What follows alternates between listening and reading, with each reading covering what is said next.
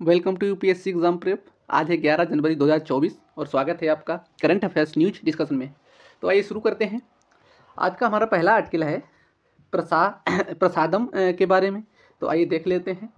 अभी हाल ही में केंद्रीय स्वास्थ्य और परिवार कल्याण मंत्री ने मध्य प्रदेश के उज्जैन में नीलकंठ वन महाकाल लोक में देश की पहली स्वास्थ्य और स्वच्छ खाद्य सड़क प्रसादम का उद्घाटन किया, तभी चर्चा में है। तो ये प्रसादम ये देश की पहली स्वस्थ एवं स्वच्छ खाद्य सड़क है। इसे मध्य प्रदेश के उज्जैन में नीलकंठ वन महाराज लोक में खोला गया है, मतलब यहाँ पे खोला गया है। ये देश में प्रत्येक के कोने में लोगों को शुद्ध और सुरक्षित स्थानीय और पारंपरिक भोजन से जोड़ेगा। 19 दुकानों के साथ इसमें 939 वर्ग मीटर में विस्तृत प्रसादम प्रतिदिन महाकालेश्वर मंदिर में आने वाले 1 लाख से 1.5 लाख जो भक्तों हैं या श्रद्धालु हैं उनको सुविधाजनक और सांस्कृतिक रूप से समृद्ध भोजन विकल्प प्रदान करेगा। ये फूड स्ट्रीट को बच्चों को खेलने का क्षेत्र, पीने के पानी की सुविधा, सीसीटीवी निगरानी, पार्किंग, सार्वजनिक सुविधाएं और बैठने की जगह सहित विभिन्न सुविधाएं भी इसमें प्रदान करने के लिए डिजाइन किया गया है। महाकालेश्वर मंदिर के बारे में देख लेते हैं। तो ये शिव को समर्पित एक हिंदू मंदिर है। ये मध्य प्रदेश के प्राचीन जो शहर है उज्जैन, वहाँ पर स्थित है और ये मंदिर रुद्र सागर झील के किनारे पर स्थित है। ये भगवान शिव के 12 जो ज्योतिर्लिंग हैं उनमें से एक है। महाकालेश्वर की मूर्ति ये अन्य सभी ज्योतिर्लिंगों से भिन्न दक्षिण मुखी है और अर्थात जिसका मुख दक्षिण की ओर है। 5 स्तरों पर फैले इस मंदिर में महाशिवरात्रि के उत्सव के दौरान भक्तों की भारी भीड़ उमड़ती है। अब इसकी देख लेते हैं इस मंदिर की वास्तुकला क्या है। तो इस मंदिर परिसर में एक विशाल प्रांगण है और ये प्रांगण बेहतरीन मूर्तियों से सुसज्जित है जो संरचनात्मक डिजाइन की चालुक्य, मराठा और भूमिजा शैलियों से प्रभावित है। इसमें मतलब ये चालुक्य शैली, मराठा शैली और भूमिजा शैली तीनों का सम्मिश्रण करके बनाया गया है। ये इसकी नींव पर एक चबूतरा पत्थरों से निर्मित है और ऊपरी संरचना का अधिकांश भाग एक मजबूत और अच्छी तरह से डिजाइन किए गए खम्भों और प्लास्टर पर टिका हुआ है। ये महाकालेश्वर की प्रभावशाली लिंगम मूर्तियों का परिपूर्ण है। गर्भगृह के पश्चिम, उत्तर और पूर्व में गणेश, पार्वती और कार्तिकेय की प्रतिमाएं भी यहाँ पर लगाई गई हैं। और मंदिर में सर्वतोभद्र शैली में निर्मित एक टैंक भी है। तो ये पूरा आर्टिकल देखा हमने। अब आगे देखते हैं अगला आर्टिकल अपना। तो हमारा अगला आर्टिकल है दृष्टि 10 स्टार लाइनर के बारे में। तो देख लेते हैं इसके बारे में। अभी हाल ही में नौसेना प्रमुख ने नौसेना के लिए एक पहली स्वदेशी निर्मित दृष्टि 10 स्टार लाइन मानव रहित हवाई वाहन को हरी झंडी दिखाई है। तो अब इसको देख लेते हैं दृष्टि 10 स्टार लाइनर के बारे में। ये स्वदेशी निर्मित मानव रहित हवाई वाहन है। इसे अडानी डिफेंस एंड एरोस्पेस द्वारा विकसित किया गया है और इसे 36 घंटे की सहन शक्ति, 450 किलोग्राम पेलोड की क्षमता वाला एक उन्नत खुफिया निगरानी और टोही हवाई वाहन इसको ले जाने में ये सक्षम है। ये सभी मौसम के लिए उपयुक्त है और उसके लिए एक मंच प्रदान करता है जिसे पृथक और अपृथक हवाई दोनों क्षेत्रों में उड़ान भरने के लिए इसमें क्षमता है। और इसे उच्च सहन शक्ति, युद्ध सिद्ध क्षमताओं और उन्नत सुविधाओं के लिए डिजाइन किया गया है जो भारत की नौसैनिक क्षमताओं को महत्वपूर्ण बढ़ावा देना और उसको बढ़ावा प्रदान करेगा। यूएवी को स्वायत्त प्रकृति, मिशन प्रभावशालिता और पेलोड विन्यास विकल्पों के साथ मिलकर इसे रणनीतिक संचालन के लिए एक अमूल्य संपत्ति बनाती है। दृष्टि 10 स्टार लाइनर विशिष्ट विशेषताओं में से एक है कि इसमें न्यूनतम रखरखाव की रखरखाव की आवश्यकता बहुत कम होगी और इसे लागत प्रभावी और परिचालन के रूप से भी ये कुशल बनाती है। ये विशेषता और भी जब बढ़ी हुई इसमें परिचालन तत्परता और डाउन टाइम को कम करने और तैनाती के अवसरों को ये अधिकतम करना भी ये सुनिश्चित करता है। तो इसके बारे में देख लिया। ये एक मानव रहित हवाई वाहन है स्टार 10 लाइनर। जो कि फीचर्स के बारे में देखा। अगला आर्टिकल हमारा है उग्रम के बारे में। तो आइए देख लेते हैं। अभी हाल ही में रक्षा अनुसंधान और विकास संगठन ने उग्रम नामक एक स्वदेशी असॉल्ट राइफल, ये उग्रम क्या है, अगर कोई क्वेश्चन मान लो इसे होगा कि उग्रम क्या है, तो उग्रम एक असॉल्ट राइफल है, इसको लॉन्च किया है। उग्रम एक अत्याधुनिक स्वदेशी असॉल्ट राइफल है, मतलब ये अपने देश में ही बनी है। और ये एक निजी उद्योग भागीदार के सहयोग DRDO की एक इकाई आयुध अनुसंधान एवं विकास प्रतिष्ठान द्वारा विकसित इसको किया गया है। ये 100 दिनों से भी कम समय में इसको विकसित कर लिया गया है था। मतलब इसे सेना में सामान्यतः कर्मचारी गुणात्मक आवश्यकता को ध्यान में रखते हुए विकसित किया गया है। अब इसकी विशेषताएं देख लेते हैं। तो ये राइफल 7.62 मिमी कैलिबर के राउंड पर तैनात करेगी, जो इसे 5.62 मिमी कैलिबर राउंड का उपयोग करने वाली जो राइफल होती है उसकी तुलना में अत्यधिक बेहतर बनाती है। ईशांस राइफल जिसका उपयोग अर्धसैनिक बलों सहित भारत के सशस्त्र बलों और अन्य लोकप्रिय रूप से किया जाता है। इसकी प्रभावी सीमा 500 मीटर है, मतलब 500 मीटर तक ये मार कर सकती है। और इसका वजन 4 किलोग्राम की है। ये राइफलों में ये 20 राउंड मैगजीन होती है, मतलब एक मैगजीन में 20 गोलियां भरी जा सकती हैं, और जो मजबूत और पूर्ण सतह मोड पर फायरिंग करेंगी। मतलब इनको बार बार लोड नहीं करना पड़ेगा। अगर एक बार जैसे मैगजीन है ये और इसमें एक बार गोलियां इसमें भर दी से, तो ये मैगजीन लगा दो और उसके बाद में ये अपने आप ही लोड होता रहेगा। हमारा अगला आर्टिकल है बिलगिरी रंगास्वामी मंदिर बाघ अभ्यारण्य के बारे में। तो आइए देख लेते हैं। पहले इसको मैप में देखते हैं, बिलगिरी रंगास्वामी मंदिर कहाँ है। तो ये हमारे दक्षिण भारत का मैप है। इसमें ये है कर्नाटक, और ये है केरला, और ये है तमिलनाडु, ये है आंध्र प्रदेश। तो यहाँ पे ये है Biligiri Rangaswamy wild life sanctuary. ये कर्नाटक के एकदम दक्षिणी छोर पर मतलब स्थित है। तो मैप में देख लिया। अब इसके बारे में देख लेते हैं थोड़ा। अभी हाल ही में कर्नाटक वन विभाग ने BRT बाघ अभ्यारण्य के माध्यम से BR पहाड़ियों पर प्रवेश करने पर हरित कर और 2 पहिया वाहनों में 10 रुपये और 4 पहिया वाहनों में 20 रुपये को वसूलना शुरू करा है। तो बिलगिरी रंगास्वामी मंदिर बाघ अभ्यारण्य के बारे में अब देखते हैं, इसीलिए चर्चा में है। तो यह कर्नाटक राज्य के चामराजनगर जिला है, ये कर्नाटक में, वहाँ पर स्थित है। इसका नाम बिलगिरी से लिया गया है, जो सफ़ेद चट्टानी टीला है। यहाँ भगवान विष्णु का मंदिर भी है, जिन्हें स्थानीय तौर पर रंगास्वामी के नाम से जाना जाता है, इसलिए इसका Biligiri Rangaswamy wild life sanctuary है। ये एक अद्वितीय जैव भौगोलिक इकाई दक्षिण भारत के पश्चिमी घाट और पूर्वी घाट के बीच का जो मतलब उसके ब्रिज के रूप में कार्य करता है। यह 1974 में वन्यजीव अभ्यारण्य के रूप में और 2011 में ये बाघ अभ्यारण्य घोषित किया गया था। यहाँ पर जंगलों में मुख्य रूप से शुष्क पर्णपाती प्रकार के वन पाए जाते हैं, और ये ऊंचाई पर पाए जाने वाले अन्य आर्द्र पर्णपाती, अर्ध सदाबहार और 16 वनों से घिरा हुआ है। यहाँ पर एनोजीनस लेटिफोलिया, डालबर्गिया, पैनिकुलता और ग्रेविया, तेलिया फोलिया, टर्मिनलिया अल्टा और टर्मिनलिया बेलिरिका, टर्मिनलिया पैनिकुलता आदि यहाँ पर वनस्पति पाई जाती हैं। जीव जंतुओं में यहाँ पर हाथी, बाघ, तेंदुआ, जंगली कुत्ता, बाइसन, सांबर, चीतीदार हिरण, भौंकने वाला हिरण, 4 सींग वाला मृग, स्लाथ भालू, जंगली सुअर, सामान्य लंगूर, बोनट मकाक और सरीसृप की किस्में, पक्षी की बहुत सारी किस्में और जानवर टाइगर रिजर्व में आदि इसमें पाए जाते हैं। हमारा अगला आर्टिकल है विश्व धरोहर समिति के बारे में।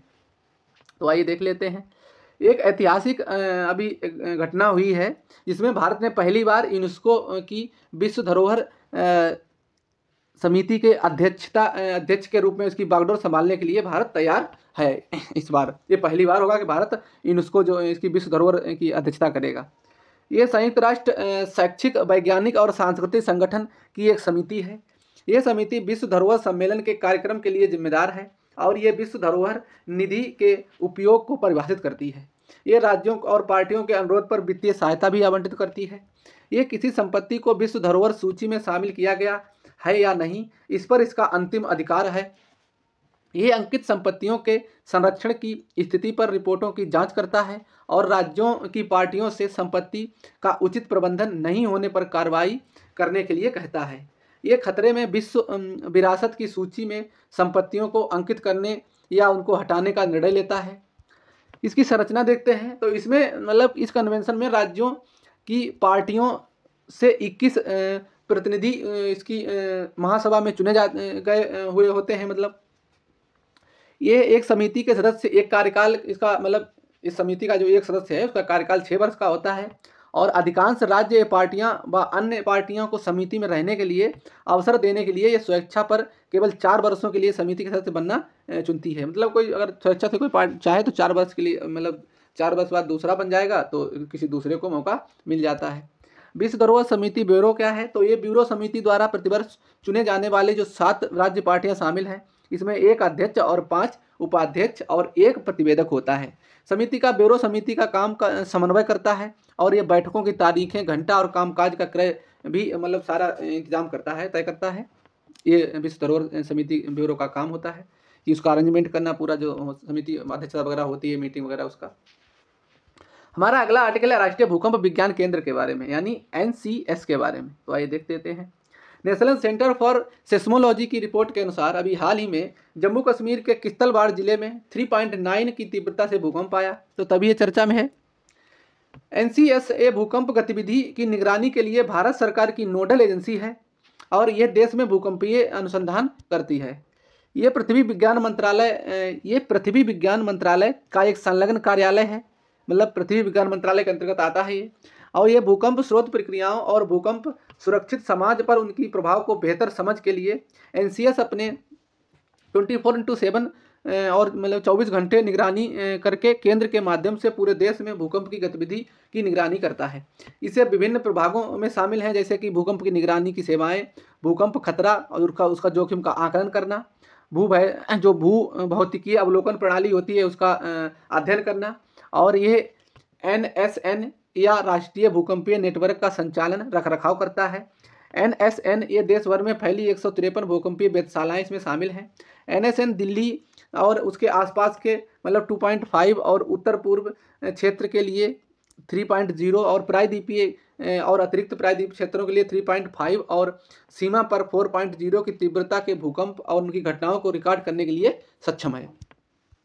जब देश में भूकंप आता है तो इसकी जानकारी NCS द्वारा तुरंत आपदा प्रबंधन प्राधिकरणों सहित विभिन्न उपयोगकर्ता और भी एजेंसियां होती हैं उन तक पहुंचा दी जाती है।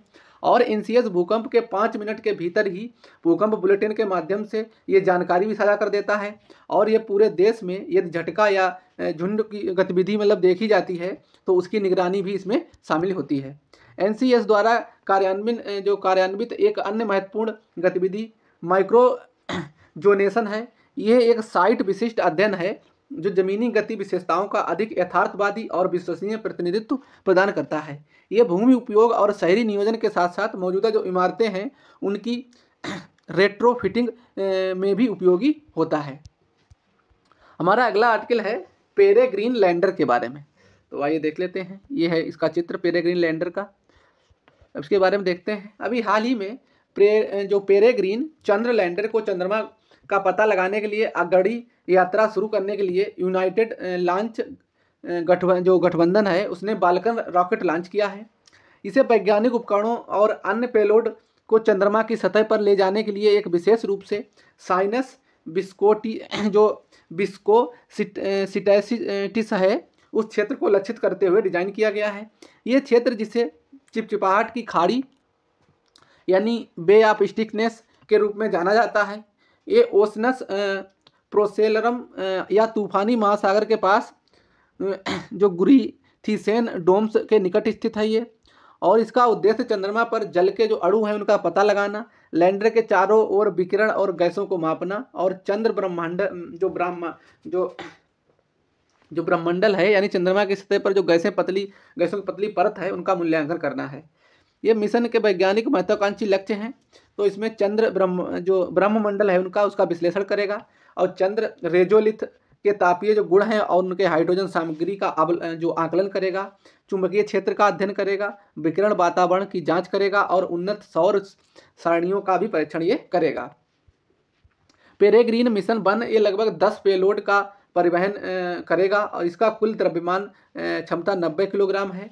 वैज्ञानिक पेलोड में laser retro reflector array linear energy spectrometer यानी LETS, near infrared volatile spectrometer system यानी NIRBSS, prospect ion trap mass spectrometer यानी PITMS और न्यूट्रॉन स्पेक्ट्रो सिस्टम यानी NSS जैसे अत्याधुनिक उपकरण भी इसमें शामिल हैं। हमारा अगला आर्टिकल है कैप्टोथेसिन के बारे में। तो आइए देख लेते हैं कैप्टोथेसिन क्या है। तो आप देख सकते हैं ये कैप्टोथेसिन का पौधा है। अब इसके बारे में देख लेते हैं। अभी भारतीय प्रौद्योगिकी संस्थान मद्रास और मंडी के शोधकर्ताओं ने कैंसर रोधी ये जो कैप्टोथेसिन क्या है, तो ये कैंसर रोधी एक दवा कैप्टोथोसिन का उत्पादन बढ़ाने के लिए नॉथा पोडिट्स निमोनिया पौधे की कोशिकाओं का चयापचय के रूप में डिजाइन किया है। तो कैप्टोथेसिन यानी सीपीटी ये टेपोटेकिन और इरिनोटेकिन जैसी उच्च मूल्य वाली दवाओं के लिए एक महत्वपूर्ण कैंसर रोधी दवा सीसा अणु है। एक शक्तिशाली टोपोइजोमेज अवरोधक है जिसे मुख्य रूप से कैम्पोटोथेका मतलब एक्यूमिटा यानी पूर्वी एशिया का मूल निवासी और नॉथापोडिस निमोनिया ये भारत का मूल निवासी से निकाला जाता है। इसका उत्पादन मुख्य रूप से दक्षिण एशियाई क्षेत्र में किया जाता है और ये बड़े पैमाने पर केवल चीन और भारत में पाया जाता है। हालांकि जलवायु परिवर्तन और सीपीटी निष्कर्षण के लिए किए गए व्यापक वनों की कटाई के संयोजन से इन पौधों का संकटग्रस्त प्रजातियों की श्रेणी में धकेल दिया है। नॉथेपोडाइट्स निमोनिया के बारे में मुख्य तथ्य देख लेते हैं। तो ये नॉथेपोडाइट्स जो निमोनिया है ये एक संकटग्रस्त, या अगर क्वेश्चन मतलब ऐसे बना भी देता है तो ये संकटग्रस्त बनीय पौधा है, संकटग्रस्त बनीय पौधा है, ध्यान रखना। और ये श्रीलंका, चीन, दक्षिण पूर्व एशिया और ताइवान, उत्तरी सुमात्रा, लोजोन, फिलीपींस और भारत में ये पाया जाता है। ये भारत में पौधा महाराष्ट्र, गोवा, तमिलनाडु, केरल और केरल जो पश्चिमी घाट का एरिया है वहाँ पाया जाता है और असम और जम्मू कश्मीर कुछ क्षेत्र में भी ये पाया जाता है। ये भारत का मूल निवासी है और यह विशेष रूप से पश्चिमी घाट क्षेत्र में पाया जाता है। एलोपैथिक दवा का ये उत्पादन नॉथोपोडाइट्स निमोनिया के उपयोग के लिए किया जाता है। इस पौधे में कैप्टोथेसिन होता है जो एक प्रसिद्ध कैंसर रोधी दवा है। सीपीटी कई पौधों की प्रजातियों में पाया जाता है, लेकिन सीपीटी अधिकतम मात्रा एन निमोनिया में बताई गई है। 1 टन सीपीटी निकालने के लिए लगभग 10,000 1,000 मतलब 1 टन निकालने के लिए 1,000 टन जो पादप सामग्री की आवश्यकता होती है। 1,000 टन में 1 टन सीपीटी निकलता है। इन पौधों का अंतर्राष्ट्रीय प्रकृति संरक्षण संघ ने इसको लाल सूची में डाल दिया है क्योंकि पिछले 1 दशक में इस पौधे की आबादी में 20% की गिरावट आई है। सीपीटी बहुत अच्छे स्रोत के कारण इस पौधे के पादप रसायन और जैविक प्रौद्योगिकी पर औषधीय पहलुओं की खोज की गई है। इसमें हमारा अगला आर्टिकल है मालदीव के बारे में। तो ये मालदीव है, ये आइलैंड कंट्री है, ऐसे छोटे छोटे आइलैंडों पे बसा हुआ है मालदीव। और इसके बारे में देखते हैं। अभी राज्य और सरकार, जो राज्य सरकार का प्रमुख है, जो मालदीव के राष्ट्रपति होता है, वहाँ का जो भी प्रमुख होता है वो राष्ट्रपति होता है। मतलब हमारे यहाँ प्रधानमंत्री होते हैं, जैसे वहाँ के तो राष्ट्रपति होते हैं, जिसकी सहायता के लिए एक उपराष्ट्रपति और एक कैबिनेट होता है। तो राष्ट्रपति और उपराष्ट्रपति को अधिकतम 2 या 5 वर्षीय कार्यकाल के लिए सार्वभौमिक मताधिकार के लिए यहाँ सीधे चुना जाता है वहाँ पर, मतलब मालदीव में। जैसे हमारे यहाँ प्रधानमंत्री होता है तो प्रधानमंत्री को मतलब एमपी सांसद लोग मतलब चुनते हैं और प्रधानमंत्री लोकसभा सीट से मतलब चुन के आते हैं, उनमें उनका ही मतलब नेता होता है। लेकिन वहाँ पर राष्ट्रपति मतलब प्रमुख होता है, जैसे हमारे यहाँ प्रधानमंत्री होता है, और वहाँ पर राष्ट्रपति का चुनाव सीधे जनता के द्वारा किया जाता है क्योंकि मालदीव की बहुत मतलब संख्या कम है इसलिए। तो अब इसके बारे में देख लेते हैं। तो मालदीव ये उत्तर मध्य हिंद महासागर में एक निचला द्वीपीय देश है। इससे निकटतम इसका पड़ोसी देश भारत ही है, सबसे निकट इसके भारत ही है पड़ोस में मतलब। और ये लगभग 600 किलोमीटर उत्तर पूर्व और श्रीलंका लगभग 645 किलोमीटर उत्तर पूर्व है।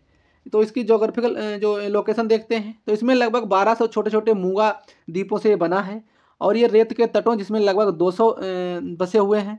इसमें से एक श्रृंखला शामिल है जो समूहों में अटोल को समूहीकृत करती है। एटोल में रेतीले समुद्र तट, लैगून, नारियल के पेड़ की शानदार वृद्धि के साथ साथ ब्रेडफुट के पेड़ और उष्णकटिबंधीय झाड़ियाँ भी पाई जाती हैं।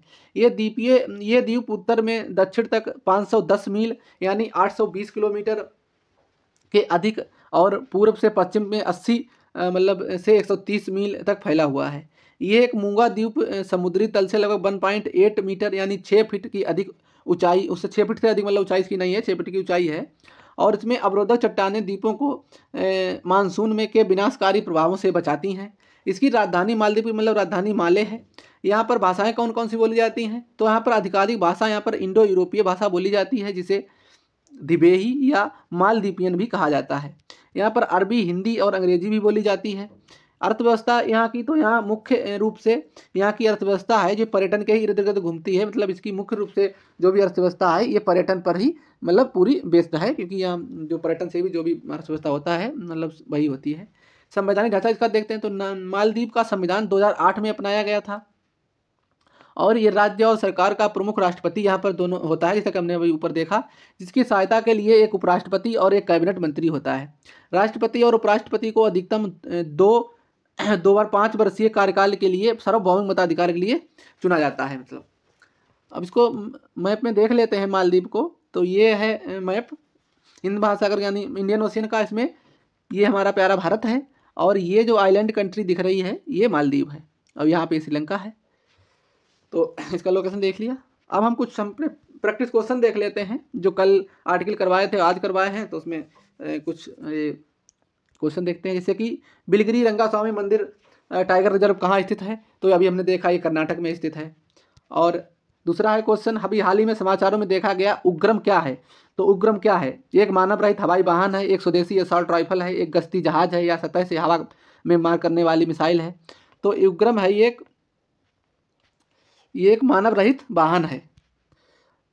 दृष्टि ये 10 स्टार लाइनर के संबंध में निम्नलिखित कथनों पर विचार कीजिए। तीसरा क्वेश्चन हमारा, ये एक स्वदेशी निर्मित मानव रहित हवाई वाहन है, और ये एक मौसम के लिए उपयुक्त सैन्य मंच के लिए अलग अलग दोनों हवाई क्षेत्रों में उड़ान भरने के लिए मंजूरी प्रदान करता है। तो इसमें से कौन सही है पूछा है, तो इसमें 1 और 2 दोनों सही हैं। चौथा क्वेश्चन है, कैम्प्ट थोसिन को हाल ही में समाचारों में देखा गया। तो ये क्या है? टीका है, जैव कीटनाशक है, खाद्य संरक्षण एजेंट है, या कैंसर रोधी दवा है। तो ये एक कैंसर रोधी दवा है।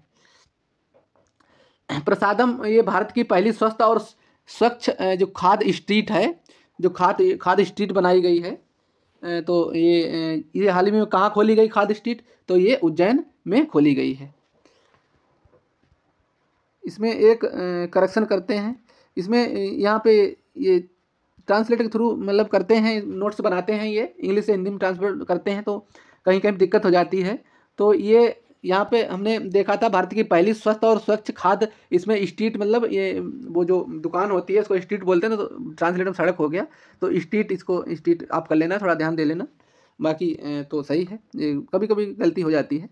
तो वीडियो में हमारा पूरा हो गया, हमने 4-5 देख लिए हैं क्वेश्चन भी। तो वीडियो को एंड करते हैं। थैंक यू, धन्यवाद।